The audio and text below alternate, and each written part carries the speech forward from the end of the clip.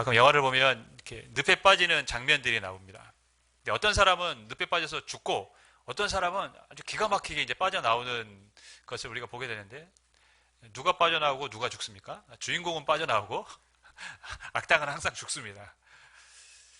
늪은 습지죠. 질퍽한 곳입니다.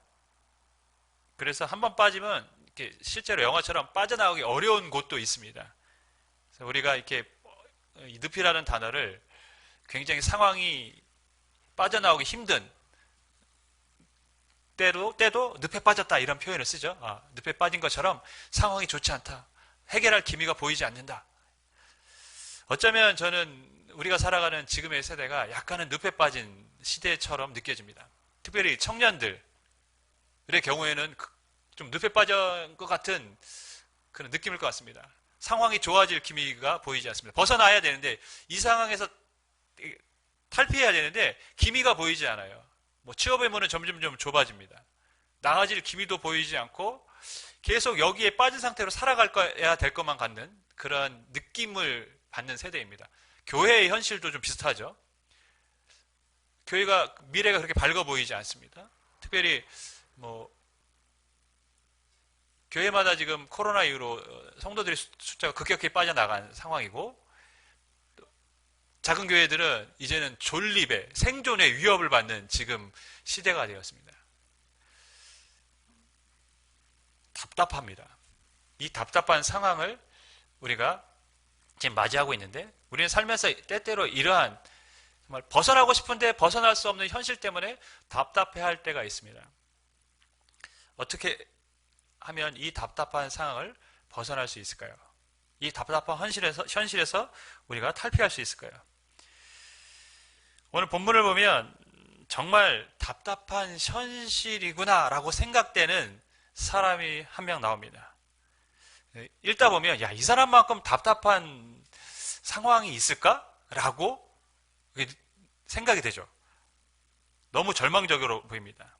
그렇지만 그는 그 답답한 현실을 벗어났고 새로운 삶을 살게 되었습니다. 어떻게 벗어날 수 있었을까요? 2000년 전은 여리고로 함께 가보도록 하겠습니다. 예수님과 제자들은 예루살렘으로 이제 가는 중입니다. 이미 예수님은 제자들에게 예수님의 순환에 대해서 말씀해 주셨어요. 내가 십자가에 죽게 될 것이, 내가 죽게 될 것이라고 이미 제자들에게 말씀하시고 이제 갈릴리에서 예루살렘으로 가는 중입니다. 그럼 뭐하러 가는 중이십니까? 예수님은 이제 고난을 받기 위해서 예루살렘으로 가는데 그 가는 길 중에 여리고라는 마을에 들어가게 됩니다. 여리고는 예루살렘에서 얼마 떨어지지 않은 곳이고 예루살렘의 관문이라고 불렸던 곳입니다. 그만큼 사람들이 많이 오고 갔던 곳이죠. 근데 여기에 누가 있습니까? 앞을 보지 못하는 한 맹인이 있었습니다.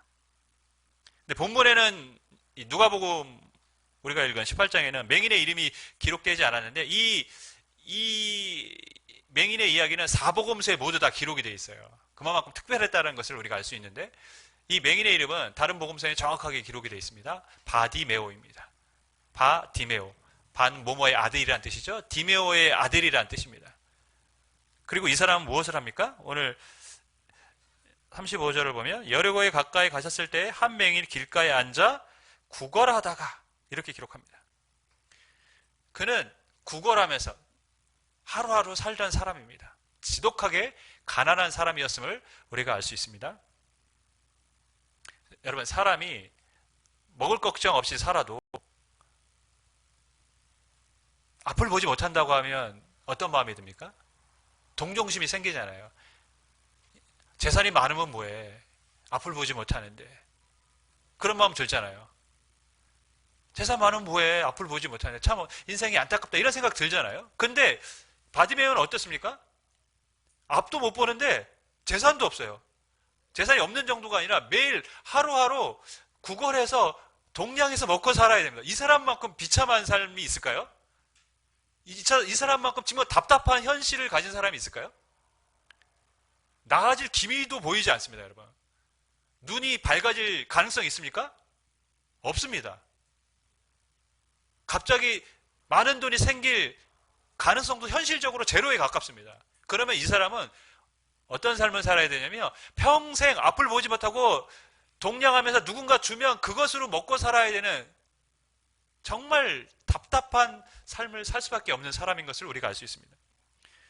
아마 바디메오는 세상에서 가장 답답한 불쌍한 현실을 가진 사람이었을 것입니다. 그런데 어느 날 그의 삶에 반전이 일어납니다.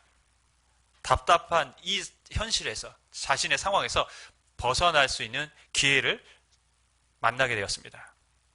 어느 날처럼 바디메오가 길거리에 앉아서 막 이제 구걸을 합니다.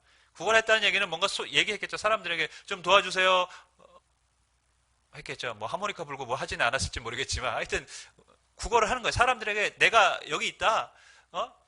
나 앞을 보지 못한 내가 여기 있으니까 나를 좀 불쌍히 여겨달라. 그래서 구걸을 하고 있습니다. 그런데 갑자기 예전과는 다른 뭐 웅성웅성하고 사람들이 막 몰려드는 소리가 들리는 것이죠. 원래 이 앞을 보지 못한 사람들 귀에 굉장히 민감하다는 걸 우리가 알 수 있는데 분명히 바디메오는 지금의 상황이 이전과는 다르다는 것을 인식을 했을 겁니다. 뭔가 일어났나 본데? 뭔 일이 있나 본데? 그래서 옆 사람에게 묻는 거예요. 도대체 무슨 일이 일어났냐? 그저 그 지나가는 사람이 이렇게 얘기합니다. 지금 나사렛 예수라는 사람이 이곳을 지나가고 있습니다. 아마 바디메오에게 이 나사렛 예수라는 이름이 귀에 번쩍 들어왔을 것입니다. 왜냐하면 예수님에 대한 이야기는 이미 3년 전부터 소문이 퍼졌거든요. 예수님의 공생애가 3년 하셨고 지금 예루살렘 입성하는 죽음으로 가는 길이기 때문에 이미 예수님에 대한 이야기는 3년 전부터 퍼져갔습니다. 나사렛 예수라는 사람이 있는데 그가 병든 자를 고친대. 귀신을 쫓아낸대. 하물며 중풍병자도 고쳤대. 여러분 바디메오는 그 이야기를 계속 들어왔을 것이고 그에게도 그런 꿈과 소망이 있었겠죠. 나도 예수님을 만났으면 좋겠다. 나도 예수님을 만나면 혹시 내 눈이 띄어지지 않을까? 나도 앞을 볼 수 있지 않을까? 그러한 소망이 있었는데 예수님이 이 지역을 지나간다고 하자 바디메오는 그 기회가 찾아온 것을 깨달았던 것입니다. 여러분, 바디메오가 앞을 볼 수 없는 또 지독한 가난이라는 그런 현실에서 벗어날 수 있게 되었는데 그 이유는 무엇입니까? 주님을 만났기 때문입니다. 주님의 은혜가 있었기 때문입니다. 답답한 현실에서 벗어나기 위해서 필요한 것이 무엇일까요? 주님과의 만남입니다. 주님과의 은혜입니다. 주님이 주시는 은혜가 우리에게 필요합니다. 그런데 우리가 여기서 한번 생각해 볼 게 있습니다. 여리고는 예루살렘 관문이라고 했기 때문에 수없이 많은 사람이 왔다 왕래하는 곳입니다. 특별히 지금은 예수님이 여리고로 들어감으로 말미암아 수많은 사람들이 예수님과 함께 동행을 했습니다. 예수님과 동행한 사람 중에는 실은 많은 병자들도 함께 따라다녔던 것을 우리가 복음서를 보면 알 수 있습니다. 그런데 오늘 그 수많은 무리 중에 하필 바디메오가 주님이 주시는 특별한 은혜를 받았습니다. 왜 바디메오가 주님이 주신 특별한 은혜를 받게 되었을까요? 우리는 이 부분을 살펴보고자 합니다. 맹인이 바디메오가 은혜를 받을 수 있었던 이유는 무엇일까요? 첫 번째는 그는 굉장히 목표가 분명했습니다. 정확한 목표를 가지고 있었습니다. 소경이 바디메오가 예수님이 왔을 때 더 많은 사람들이 모여드니까 내가 더 큰 소리로 뭔가 구걸을 하면 더 많은 돈을 얻겠다가 그의 목적이 아니었어요. 그의 목표는 오직 뭡니까? 예수님을 만나는 것입니다. 예수님을 만나면 혹시 내 인생이 달라질 수 있다. 그는 그것만을 목표로 삼았습니다. 그래서 예수님이 지나가신다는 말을 듣자 바디메오가 어떻게 합니까? 소리를 지릅니다. 소리를 질렀다는 말은 물에 빠진 사람이 소리를 어떻게 지릅니까, 여러분? 물에 빠진 사람이 살려주세요 이렇게 얘기합니까? 아니면 세상 떠나가다 큰 소리로 살려주세요 이럽니까? 목청 갈라지시 막 시끄럽게 떠드는 거죠. 이 바디메오가 그렇게 떠들었다는 겁니다. 그냥 다윗의 자손 예수여 나를 불쌍히 여기셔서 이렇게 이야기 조곤조곤한 게 아니라 사람들이 귀에 시끄럽게 다윗의 자손 예수여 나를 불쌍히 여기셔서 이렇게 부르짖은 겁니다. 그러니까 얼마나 시끄러운지 앞에 가던 사람이 시끄럽다고 좀 조용히 하라고. 왜냐면 예수님이 그 당시 예수님 일생할 때까지만 해도 예수님은 어떤 인물입니까? 굉장히 사람들에게 인기가 많은 분이셨어요. 굉장히 존귀하신 분이셨어요. 그러니까 예수님이 지나가는데 소경이 이자 거지가 막 소리를 지르며 요란을 피우니까 사람들 입장에서는 이게 무슨 낭패입니까? 민폐입니까? 조용히 하라고. 예수님이 지나가시는데 네가 왜 떠드냐고 막 나무라는 겁니다. 여러분 바디메오 입장에서는 꿈이 뭡니까? 예수님을 만나는 거예요. 예수님을 만나고 싶어서 소리를 지르는데 누군가 제재를 합니다. 못하게 합니다. 근데 바디메오는 그 사람의 말에 아랑곳하지 않았습니다. 기분 나쁘면 어떻게 해야 되죠? 야 네가 뭔데? 네가 뭔데 내가 소리 지르는데 막어? 나 우습게 보는 거야? 뭐 이럴 수도 있잖아요. 근데 그 사람이랑은 아무런 대꾸도 하지 않아요. 그의 목표는 오직 뭡니까? 예수님을 만나는 거기 때문에. 다른 사람이 뭐라고 하든 나를 책망을 하든 나를 나무라든 상관이 없어요. 바디메오의 목표는 뭡니까? 주님을 만나는 겁니다. 그러니까 목표를 향해 가는 겁니다. 그래서 그는 주님을 만날 수 있었던 것입니다. 우리 인생에 분명한 목표가 있어야 됩니다. 주님과의 만남이란 분명한 목표가 있을 때 주님은 우리를 불러주십니다. 바디메오를 불러주셨어요. 우리가 실은 살면서 너무 많은 세상에 관심이 많아요. 우리의 목표가 주님이 아니라 실은 세상의 것에 관심이 많아요. 그러다 보니까 실은 우리가 온전한 주님과의 만남을 실은 그런 만남의 경험을 가질 수가 없는 것입니다. 둘째, 바디메오는 굉장히 적극적이었음을 우리는 알 수 있습니다. 다른 사람이 나를 어떻게 생각할까? 왜냐하면 그러니까 맹인이라는 것은 유대인들은 질병을 가진 사람들을 하나님 앞에 형벌을 받은 사람들로 이렇게 인식을 했잖아요. 누구의 죄 때문에 그렇게 됐냐 논쟁을 하기도 했지 않습니까? 그래서 부정한 사람들입니다. 부정한 사람들이라 다른 사람 앞에 자신을 드러내서는 안 되는데 지금 소경은 어떻게 하냐? 맹인은 어떻게 했냐면 큰 소리로 자신을 드러냈습니다. 저 사람이 나를 어떻게 생각하든지 내가 이렇게 행동하는 게 예수님 앞에 무례가 되는지 내가 지금 이 행동을 잘하는 건지 잘못하고 있는지 그는 그런 걸 따지지 않았어요. 그는 무조건 주님의 이름을 불렀습니다. 다른 사람이 제재를 하던 예수님이 나를 어떻게 생각하던 내가 예수님 앞에 무례한 행동으로 나아간 것처럼 보일지라도 그는 무조건 소리를 질렀습니다. 왜냐하면 그래야만 주님을 만날 수 있기 때문이라고 그는 생각했기 때문입니다. 적극적이었죠. 그가 소극적이었다면 그는 결코 주님을 만날 수 없었을 것입니다. 아, 예수님을 만나야 되는데 어떤 말을 해야지 내가 예수님을 만날 수 있을까? 이런 표현, 저런 표현. 사람들이 이게 이런 말을 하면 사람들이 나를 뭐라고 하지 않을까? 그런 거 고려했다면 바디메오는 예수님을 만날 수 없었습니다. 그는 무조건 예수님을 부르셨습니다. 제가 예전에 아니 오래전에 어떤 좀 인상을 받은 교회가 있었는데 건물 지하에 50명 정도의 성도가 50명 정도의 교회였습니다. 근데 그 교회가 엄청나게 큰 공연장을 빌려서 집회를 계획을 합니다. 탤런트 겸 뭐 가수인 양동건 씨를 게스트로 초청을 합니다. 그리고 그 찬양 집회를 개최한 뒤에 어떻게 했냐면 흩어져가지고 서울역이나 이런 데 가서 자신들이 준비한 선물, 음료수, 옷 같은 거를 나눠주면서 전도를 시작합니다. 그리고 정해진 시간에 서울역에 모여서 무릎을 꿇고 기도한 다음에 노숙자들을 찾아갑니다. 그리고 그들에게 이렇게 말하며 전도를 합니다. 추우시죠? 배고프시죠? 목마르시죠? 이것 드세요. 우리는 예수를 사랑하는 청년입니다. 기쁜 소식 알려드릴게요. 예수님은 당신을 사랑하십니다.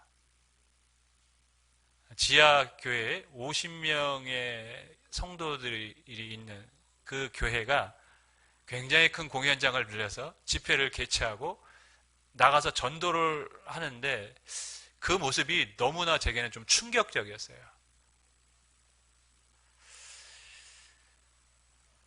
이 일을 하기까지 실은 얼마나 고민이 있었을까요? 실은 많은 어려움이 있었겠죠. 예산은 어디서 우리가 마련할 수 있을까? 정말 누군가를 양동근 씨를 섭외하려고 했을 때 섭외가 될 수 있을까? 뭐 전도에 어려움이 없지는 않을까? 뭐 이런 정말 말로 할 수 없는 그런 어려움들이 떠오르지 않습니까? 그거를 준비하는 과정에서 분명히 그러한 문제들이 있었을 텐데 그들은 그런 것을 생각하지 않았습니다. 그것저것 이것저것 다 생각했다면 아마 이 집회를 하지 못했을 거예요. 그들에게는 목표 하나만 있었습니다. 이 집회를 통해 주님을 찬양하고 우리가 나가서 주님을 전하는 것. 그것만 바라보고 그를 나아갔습니다. 주님의 주신 은혜를 받기 위해서는 적극성이 필요합니다. 여러분 이것저것 실은 따지고 판단하는 것은 주님의 은혜를 딱 가로막기 쉬운 우리들의 모습입니다.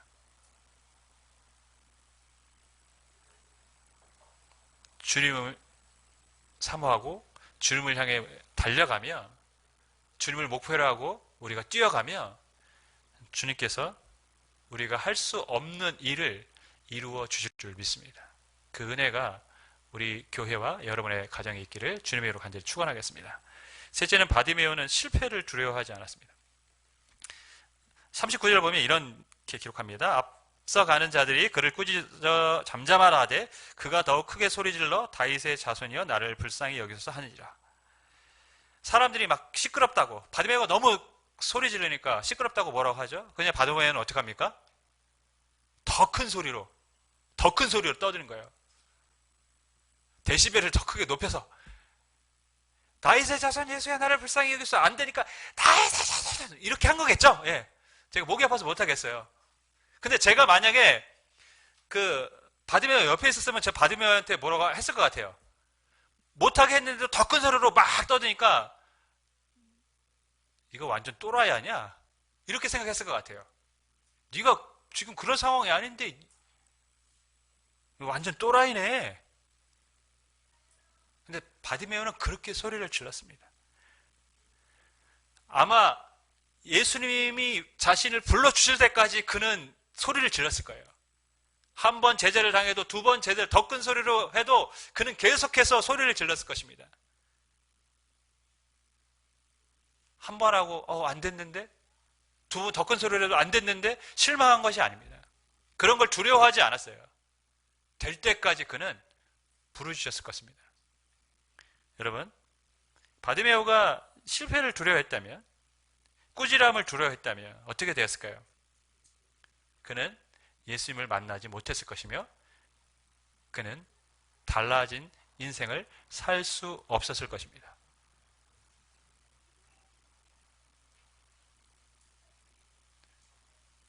오늘 말씀해 주는 교훈이 있습니다. 답답한 현실을 벗어나기 위해서 무엇이 필요합니까? 은혜가 필요합니다. 은혜.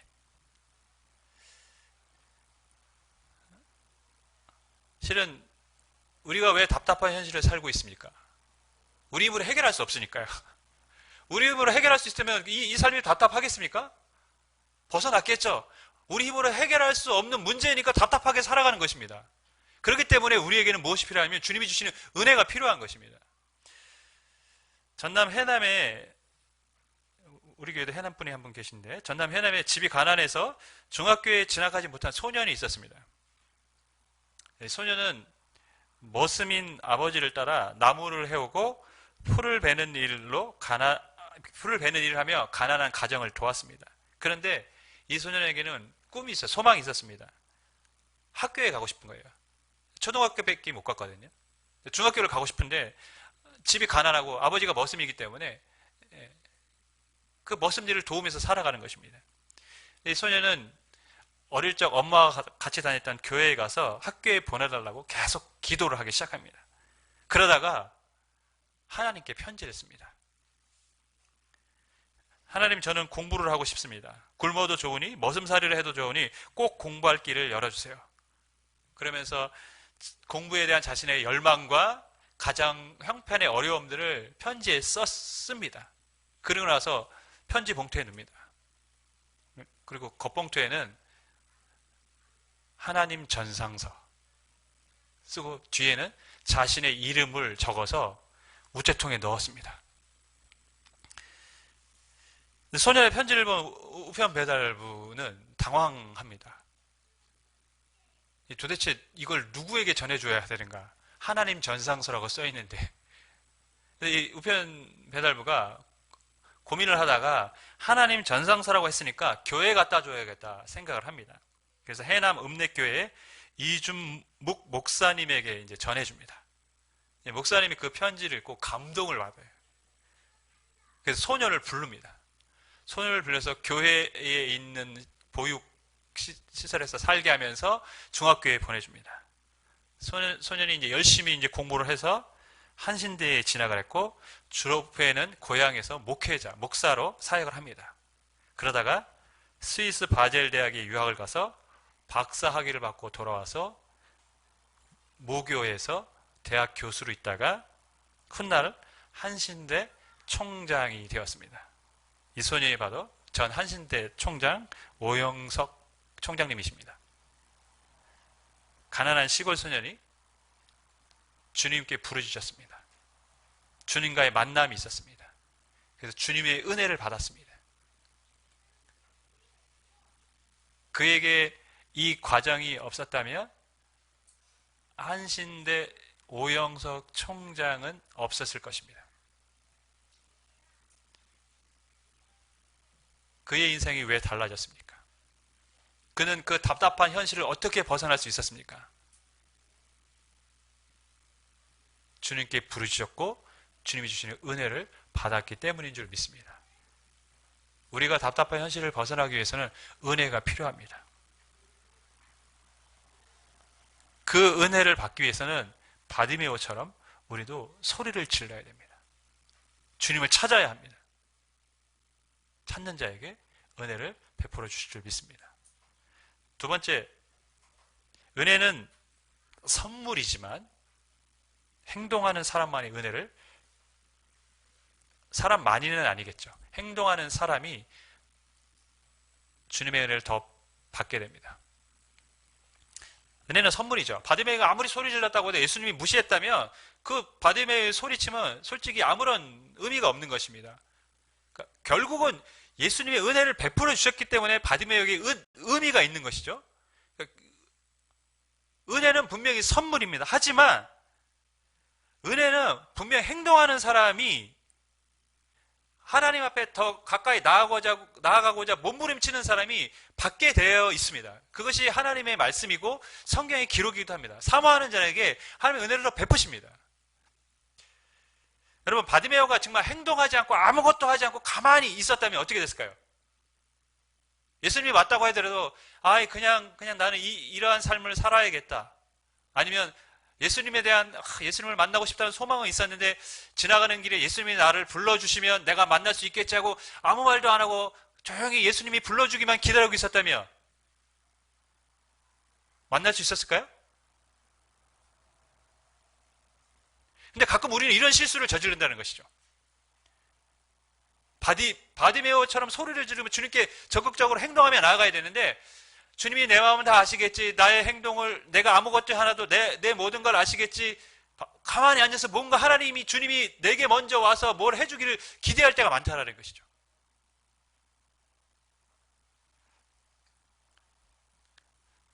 바디메오가 머무르지 않았고 그 자리에 있지 않았기 때문에, 소리치며 외치며 주님을 부르짖었기 때문에 그는 인생이 달라질 수 있었습니다. 지금의 교회의 상황을 보면, 우리 개인의 상황들을 보면 우리에게 필요한 것이 있습니다. 우리가 가만히 앉아서 하나님께 교회가 달라지기를 바라고 있다면 달라지지 않을 것입니다. 우리 개인의 현실이 달라져야 한다고 본인들도 느끼지만 아무것도 않고 그 자리에서 세상이 바뀌어지기만을 바라고 있다면 그 어떤 것도 달라지지 않을 것입니다. 우리는 그 상황 그대로 그냥 살아갈 것입니다. 지금의 한국교회는 또 우리의 형편이 달라지기 위해서는 우리는 먼저 기도를 해야겠죠. 그리고 적극적인 뭔가 액션, 행동을 취해야 될 때가 되었습니다. 요즘 싱크탱크라는 말들을 많이 합니다. 이런 말을 강조하죠. 각 분야의 전문가들이 모여서 연구하며 의견을 나눕니다. 그래서 정부의 정책을 세우고 혹은 기업의 전략을 세우는 곳이 이제 싱크탱크라고 합니다. 이거를 추구하는 이유가 있습니다. 여러 사람이 모여서 의견을 나누고 생각을 모아야 좀 더 좋은 정책, 좋은 전략이 나올 수 있다는 것이죠. 이제 한국 교회도 이런 싱크탱크가 필요한 때가 되었습니다. 한 사람의 생각으로 교회를 이끌어가는 시대는 이미 지나가고 있습니다. 이제 그 한계에 도달하는 것입니다.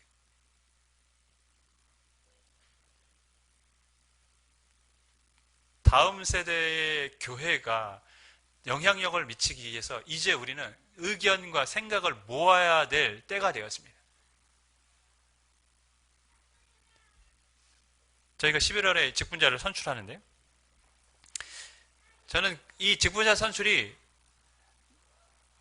바디메어가 하나님 앞에 부르짖었던 그것처럼 우리가 하나님 앞에 행할 수 있는 어쩌면 몸부림, 행동의 첫 걸음이라고 봅니다. 아무것도 하지 않고 뭔가를 우리가 변화되길 기대한다는 것은 어리석은 일이죠. 우리는 뭔가를 이제 시작을 해야 됩니다. 서로 의견을 모으고 아이들에 대한 고민을, 방향들을 한번 생각해 보면서 새로운 전략을 짜고 행동해야 됩니다. 제가 우리 큰아들에게 요즘 중학교 애들은 무슨 생각을 할까 궁금해서 너희들은 교회에서 뭘 해줬으면 좋겠냐 했더니 큰아들은 홀리에서 찬양이 더 신났으면 좋겠어요. 박수가 이런 박수가 아니라 이런 박수를 했으면 좋겠어요. 그거 말고 했더니 별로 얘기를 안 하더라고요. 둘째는 교회에 좋은 컴퓨터가 있었으면 좋겠다고 합니다. 컴퓨터 여러 대가 있어가지고 게임도 하고. 여러분, 이제는 뜻을 모아고 생각을 우리가 나누고 계획을 해야 될 때가 됐습니다. 우리 주일학교 아이들의 교육을 해서도 늘 고민스러운 거죠. 어떻게 해야 되는가? 이제 위드 코로나로 이제 들어가기 초입에 와 있습니다. 이제 아이들도 이제 교회에 오게 될 때가 될 텐데, 우리 아이들을 어떻게 해야 되지? 둘이 이제 집에 가면서 우리 아이들이 이제 어떻게 교육해야 되지? 고민이 생기는 거예요.